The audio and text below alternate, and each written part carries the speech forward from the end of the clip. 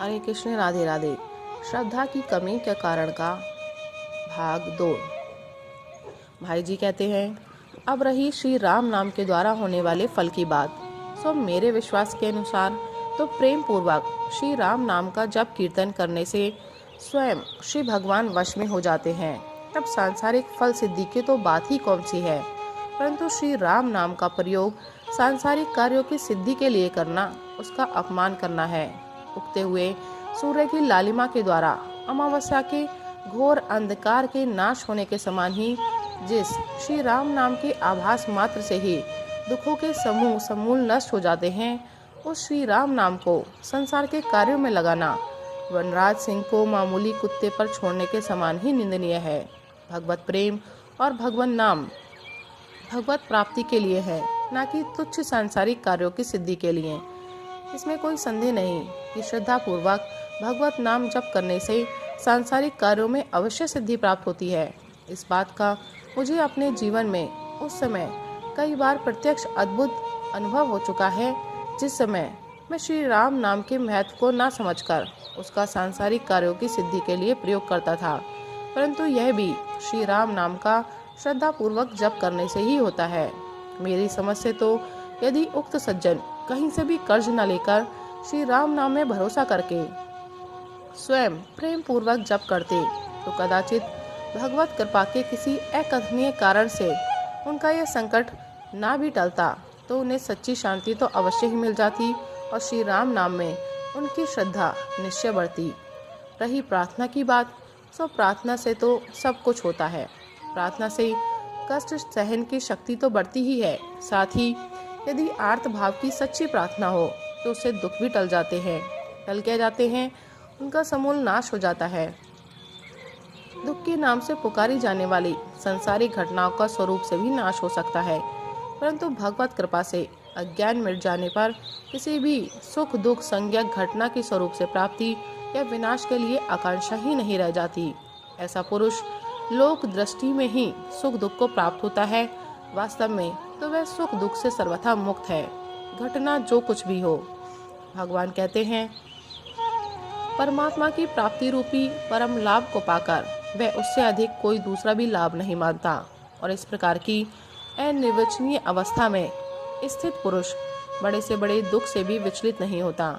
जैसे सूर्योदय के पश्चात बिजली की रोशनी अनावश्यक, शोभाहीन और फीकी पड़ जाती है, फिर 10-20 बत्तियों के अधिक जल जाने, ये सबके एक साथ ही बुझ जाने पर जैसे किसी को कोई सुख दुख नहीं होता, इसी प्रकार की स्थिति परमात्मा को प्राप्त करने के उद्देश्य से की गई प्रभु विरह की सच्ची आर्त प्रार्थना के फल रूप में हो जाती है। इस दशा को प्राप्त पुरुष ही परमात्मा का प्यारा भक्त है। भगवान ने स्वयं श्रीमुख से कहा है, जो न कभी सांसारिक प्रिय वस्तु को प्राप्त कर हर्षित होता है, न उसके नाश होने से द्वेष करता है, न नाश होने पर शोक करता है, न उसको पुनः पाने के लिए इच्छा करता है, और जो सभी शुभ अशुभ कर्मों के फल का त्यागी है, वह भक्तिमान पुरुष मुझको प्रिय है। अंधेरे में ही रोशनी के मिलने पर हर्ष, उसके बुझने पे द्वेष, बुझ जाने पर चिंता और उसे फिर से जलाने की इच्छा होती है। यह शुभ अशुभ अंधकार की अवस्था में ही है। सूर्य के प्रखर प्रकाश में इनमें से कोई सी बात नहीं रह जाती।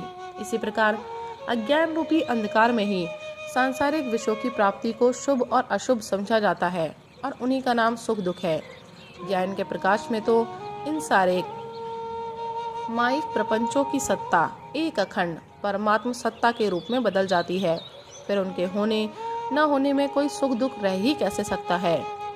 सुख दुख वास्तव में मन की कल्पना मात्र है, वे किसी वस्तु या घटना में नहीं है। तपस्वी साधु कष्ट सहकर तप करने में और परोपकारी पुरुष परार्थ प्राण त्याग करने में सुख मानते हैं। आज भी हम देखते हैं कि अनेक लोग अपने ध्येय के लिए जेल जाने में सुख समझते हैं। मानसिक संतोष और सुख के कारण किसी किसी का फांसी की सजा सुनने के बाद भी वजन बढ़ जाता है। जब सांसारिक भावनाओं से इस प्रकार की कठिन दुख संज्ञक स्थिति में सुख का बोध हो सकता है, तब परमात्मा की सच्ची प्रार्थना से उपलब्ध परमात्मा के अभेद प्रेम की स्थिति में सभी विषयों का परम सुख रूप बन जाना कौन आश्चर्य की बात है। यह कभी नहीं मानना चाहिए कि भगवान कोई अपराध क्षमा नहीं करता। भगवान का सृष्टि संचालन सूत्र ही उनकी दया और क्षमा से भरा है। भगवान कितने दयालु और क्षमाशील है, हमारा हृदय तो इस बात की कल्पना ही नहीं कर सकता। जगत अब तक दया और क्षमा की जिस सीमा तक पहुंचा है, वह तो परमात्मा की दया और क्षमा के एक साधारण अणु के समान भी नहीं है। भगवान का प्रत्येक विधान दया और क्षमा से पूर्ण है। अवश्य ही कहीं कहीं हम अल्पज्ञ जीव भगवान की दया और क्षमा का असली स्वरूप न समझकर मनचाहा आत्मविनाशी कार्य सफल न होने के कारण उनकी अनंत दयालुता और क्षमाशीलता पर संदेह करने लगते हैं। क्या कहा जाए, जिस भाग्यवान को भगवान की अनंत दया और क्षमा की तनिक सी भी झांकी देखने का सौभाग्य प्राप्त हुआ है, वह तो सदा के लिए उनके हाथों बिक गया है। गदगद कंठ से, अस्फुट सरों से, अश्रु विगलित नेत्रों से उनके गुण गाता हुआ वह जिस परमानंद का आस्वादन करता है, उसे वही जानता है। इसी प्रकार भगवान का नाम भावी को नहीं मिटा सकता, यह भी बात ठीक नहीं। जब भगवान नामों के आश्रय से सारी भावियों के आधार संसार का अस्तित्व भी परमात्मा के रूप में पलट सकता है, तब तुच्छ भावी मिटने की कौन सी बात है। अवश्य ही ये विषय अनुभव साध्य है। तर्क और प्रमाणों से ना तो इसकी सिद्धि की जा सकती है और न करना उचित ही है। आप भव्य नाश के लिए श्री राम नाम का आश्रय लिया चाहते हैं और दुखों की निवृत्ति के लिए शुभ कर्म करना चाहते हैं, तो बहुत ही अच्छी बात है। भव्य नाश के लिए श्री राम नाम का आश्रय लेना सर्वथा उचित ही है, परंतु शुभ कर्मों का अनुष्ठान भी भगवदर्थ ही करना चाहिए। फिर दुखों की आत्यंतिक निवृत्ति तो आप ही हो जाएगी। आपके मन में ईश्वर का भय पैदा हो गया है, यह भी अच्छी बात है।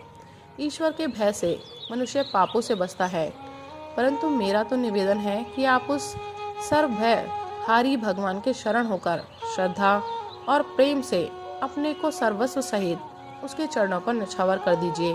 यही मनुष्य जीवन का सर्वोच्च साधन है। यही ईश्वर, संत और सद्ग्रंथों की आज्ञा है। अपने संबंधी महोदय को समझाइए कि ईश्वर परम दयालु, न्यायकारी और क्षमाशील है। उसके नाम का आश्रय लेने से सब दुखों का नाश हो सकता है।